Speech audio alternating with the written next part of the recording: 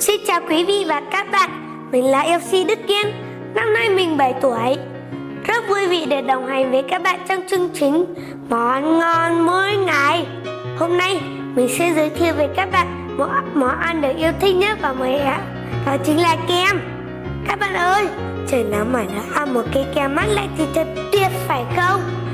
Mình thấy có rất nhiều loại kem như kem dâu, kem vani, kem xoài, nhưng vị mà mình thích nhất đó chính là kem sô-cô-la.